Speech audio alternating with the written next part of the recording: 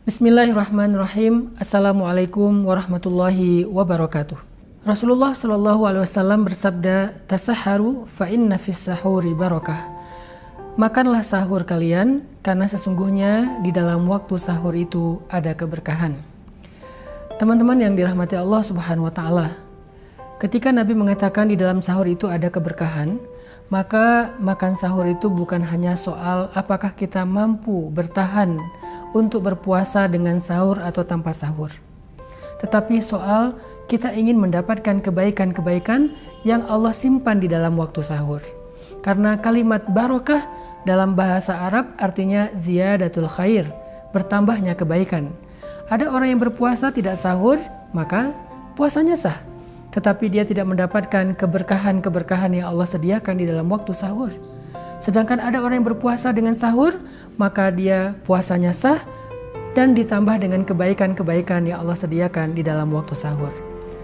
Pertanyaannya, keberkahan apa yang Allah sediakan di dalam waktu sahur? Sehingga Nabi menyuruh kita untuk sahur walaupun kita merasa mampu berpuasa tanpa makan sahur. Yang pertama, kata para ulama, untuk kita yang sedang belajar bangun malam, maka sahur itu adalah waktu yang sangat tepat bagi kita untuk belajar bangun malam. Mungkin selama 1 tahun ini kita sulit sekali untuk bangun malam. Maka di bulan Ramadan lewat sahur kita akan membiasakan diri untuk bangun setengah jam atau 1 jam sebelum subuh. Dan sesungguhnya di akhir malam menjelang subuh itu adalah waktu yang sangat istimewa. Waktu ketika Allah Subhanahu Wa Taala turun ke langit dunia dan menawarkan ampunan kepada hambanya. Hal min taib, hal min mustaghfir. Allah menawarkan taubat kepada hambanya. Allah menawarkan pertolongan kepada hambanya. Hal min dzihajah. Allah sendiri yang menawarkan kebaikan-kebaikan yang sangat istimewa di sepertiga malam terakhir atau menjelang waktu subuh. Sehingga sayang sekali kalau kita melewatkan waktu yang sangat istimewa ini. Maka sahur adalah madrasah, latihan buat kita bangun lebih awal sebelum waktu subuh.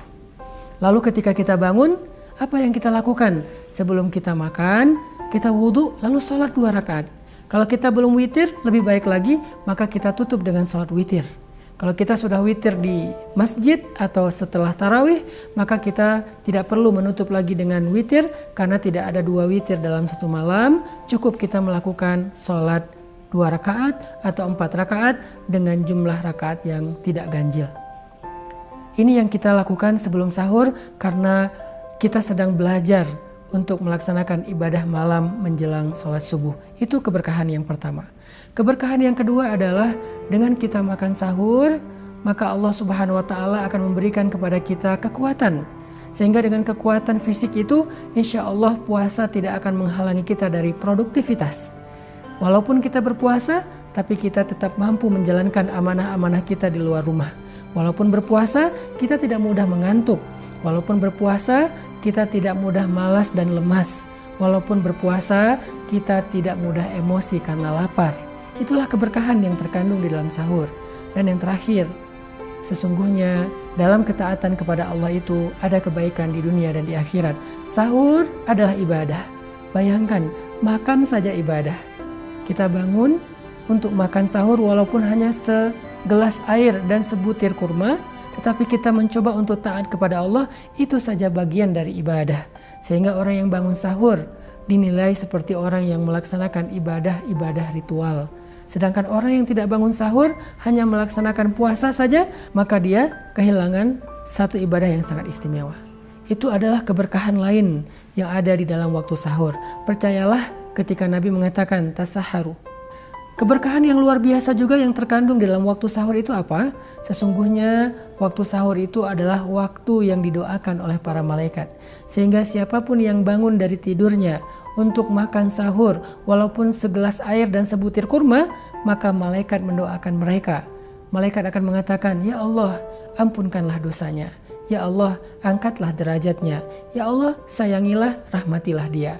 Mendapatkan doa dari malaikat hanya dengan makan, itulah keistimewaan sahur. Mudah-mudahan kita bisa bangun di waktu sahur walaupun hanya untuk makan sedikit saja, karena kita ingin mendapatkan fa inna fis sahuri barokah. Di dalam sahur ada kebaikan-kebaikan. Barakallahu fikum.